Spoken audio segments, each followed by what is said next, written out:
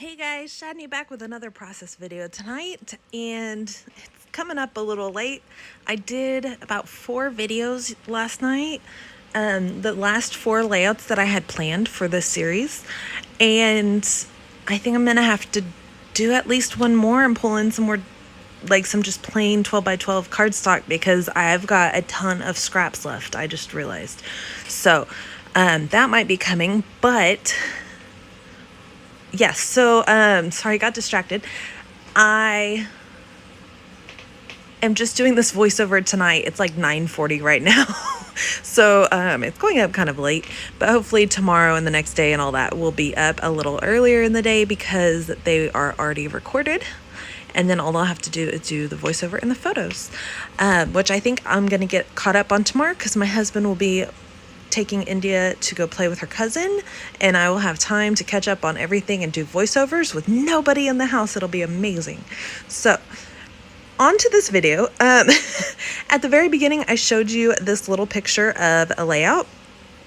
It's just one I found on Pinterest. It's up there on the right hand corner, and it was from the Jelly Bean Soup blog, so I don't know if it's still available. I didn't even click on it to go find it. I don't know who made it. I'm sorry. If you want that information, leave me a comment and let me know, and I can try to go find it and share it, or at least share the pin or something, link to the pin, whatever it's called.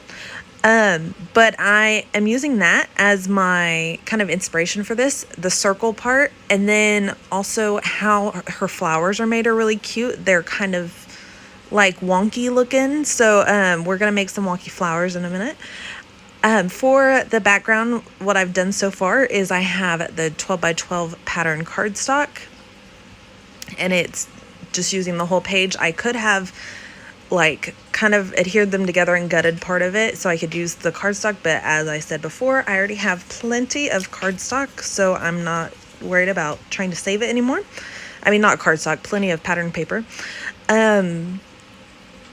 So then I cut a circle out of that wood grain, and I used one of India's play plates. One thing I really like, and I use a lot in my own personal, which I probably should have included in my tools, but I forgot about it, is a compass, which is like the little thing with it has a pointy end and a pencil on the other end, and it makes circles, and it's amazing. If you need circles and you don't want to buy like a Cricut or anything like that, or deal with that, those are amazing. Just to draw your circle so you can cut it out. But I went ahead and just used one of India's little play plates so that I could show you just to trace something with the circle, and it's perfect. And it actually was the perfect size for that piece of paper, so it worked out great. I roughed up the edges. Sorry, I'm getting a little behind. I roughed up the edges of that wood grain circle and inked them, and then adhered all that down. The photo is backed with one layer. I mean, it's backed with white cardstock just for the tiny border, but then also backed with one layer of pattern paper, and then fun foam behind it to pop it up a little bit. It's not adhered down yet, but I will in a minute. And then now I'm making these cute little wonky flowers. So what I'm doing is each flower is made up of 2 pieces, and it's just a very simple, basic kind of clover shape, just 4 little petals. They are not perfect, they're wonky, they're not all the same size. It does not matter. So, and I just try to make a variety of sizes, some larger, some smaller. I should have made more smaller ones, but I didn't realize that till later. So I fast forwarded, so you didn't have to watch that whole entire thing of making all those flowers. But then I just glued them together with the Nuvo adhesive, and then glued a button to the middle of each for the center. Oh, sorry. As I said, it's 9:40 right now, so I'm just a little tired and a little all over the place. And just trying to get some stuff done while India's distracted and about to go to bed. So then I pulled out this teal colored polka dot paper that I have been hoarding because I love it so much and I haven't wanted to use it. And I just used some of the teal part of it to cut some little leaves, and then to tuck in around. And then I also, now I'm adhering it down.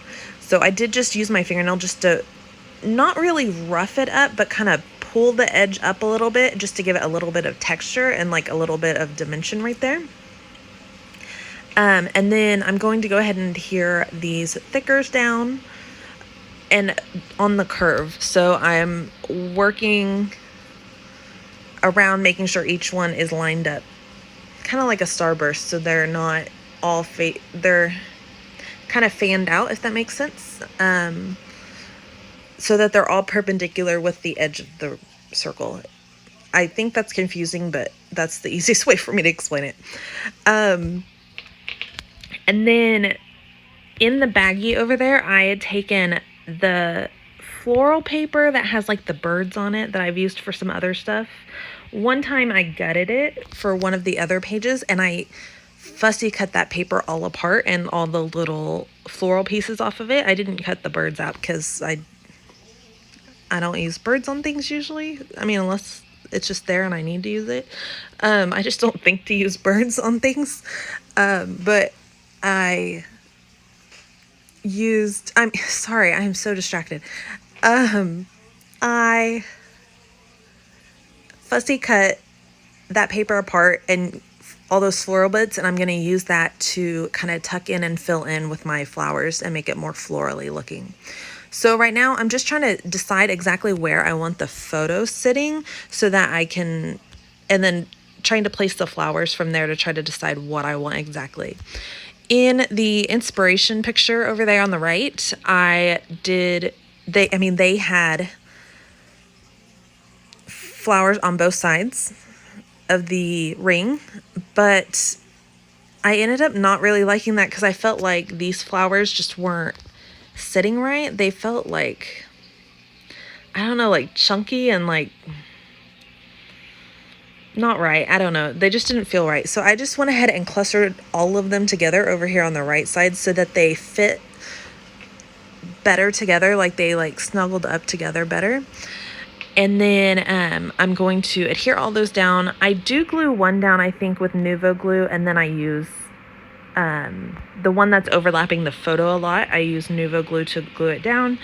And then the other ones, I'm going to use some Stampin' Dimensionals foam adhesive. And really, it's not as much, I mean, maybe to add a little dimension to it, but it makes it easier for me to be able to tuck the floral bits underneath it in a minute and glue them, and it sticks really well. As you can tell, when I tried to move that flower and it wouldn't come off, and I decided it was better not to rip my paper, just filling around it. So I'm just gonna get all of these adhered down, and then I will start filling in with floral.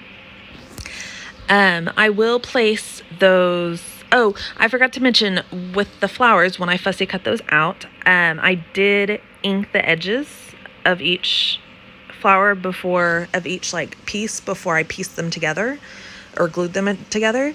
And then I used my thumb just to kind of curl the petals up a little bit before I glued them together so that there was a little bit more texture, and not that they're realistic looking whatsoever, but they were a little more realistic, that they weren't so flat. So now I am going in with these little bits and pieces and going to start filling in. And very few of these pieces have actual flowers. There are a few flowers in it, but most of it is like leaves and like little sprigs and branches and stuff like that. So I used those just to kind of fill in, but I do go in and add these teal colored leaves that I cut first, and then I'll fill in around that because those are kind of a more bold color, and I wanted to keep them kind of evenly spaced on the cluster there. Before I glued them down, what I did is I just kind of folded them in the center a little bit so that they had a little bit more texture and look more like leaves.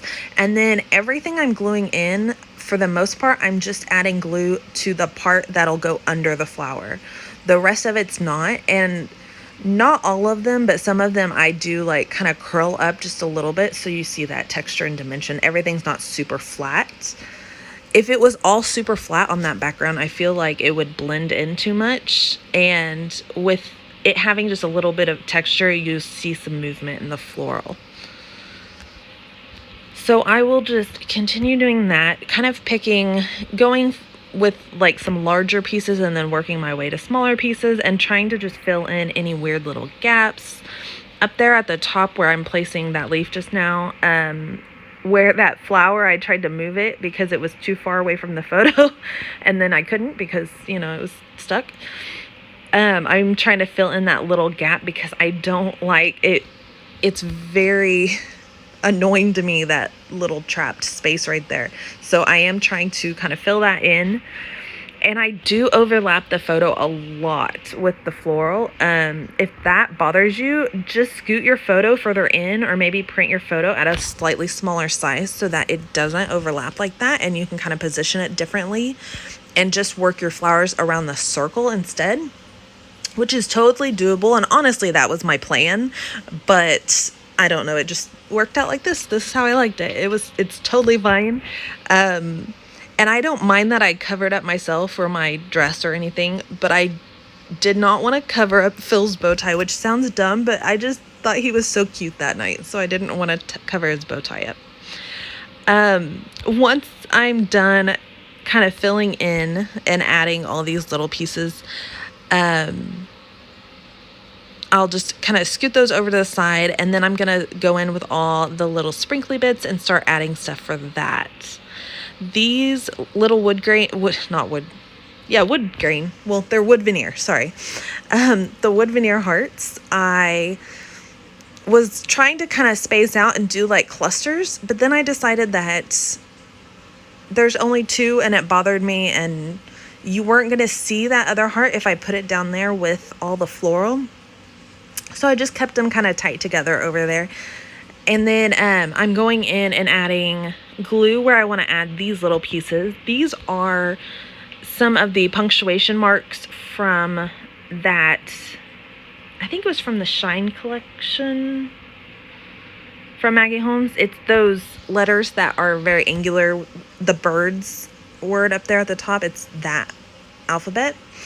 And I just saved them just to use them as like little sprinkly bits. And then now I'm going in and adding some of those dots from, and I also used some dots from the pink glitter chipboard stickers that I have used in this collection as well. Now, and then I went in and added some of those Dollar Tree pop dots and added some pale pink enamel dots up to the top right where the wood veneer is, just 3 up there. And then some more of the small buttons. They're just the ones that have 2 holes is what I'm using on all of them. There's ones that have 2 holes and ones that have 4. And for the most part on any page, I won't mix the button styles. I'll keep them kind of the same. So I'm using all the ones with the 2 holes in them, or all the smaller ones right now. And then I am going to go in and add a whole bunch of sequins. And really what I'm doing is trying to kind of fill in gaps and just give it that sprinkled on kind of look and keep it mixed in with the floral so it gives it a little bit of sparkle as well. And when I do sequins, I mean, you've seen me do it before, but I will go in and I will add dots, and then I will go back and fill the sequins in. So you're not picking the bottle up 15 times to try to do it. I'll do a few at a time and then go back and do a few more at a time. So,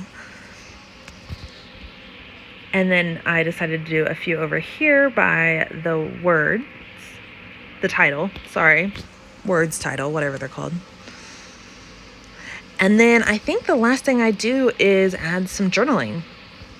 So I put those sequins back, and then I pull out one of those journaling strips, and they are what I always use. It's just a sheet of white cardstock that I've cut into 1/4-inch strips. And then I like to handwrite my journaling onto them. I just like that look of getting my handwriting on, but I like to be able to, the journaling strips keep it where I can put my journaling anywhere on the page, and I won't have to worry about keeping like a solid colored paper or lines or anything like that on my page.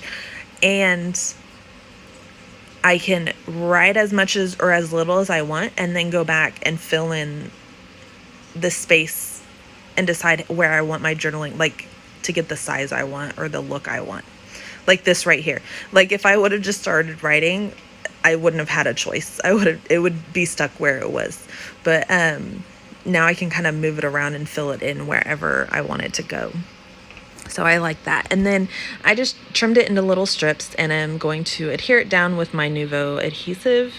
And it is just a little bit crooked, but my page is just a little bit crooked too. So it's not as crooked as it looks, but it still is a little crooked. It's totally fine though. These photos were me and Phil.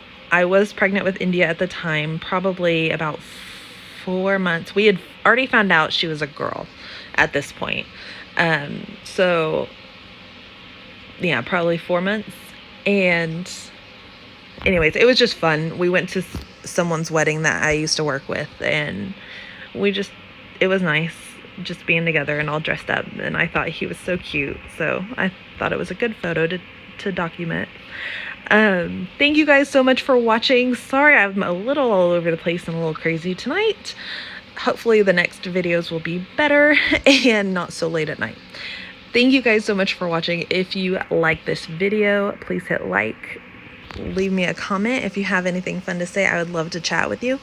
And hit subscribe and that bell notification if you want to be notified when I post another video, so you can finish out this series, which I think will finish on Tuesday or Wednesday.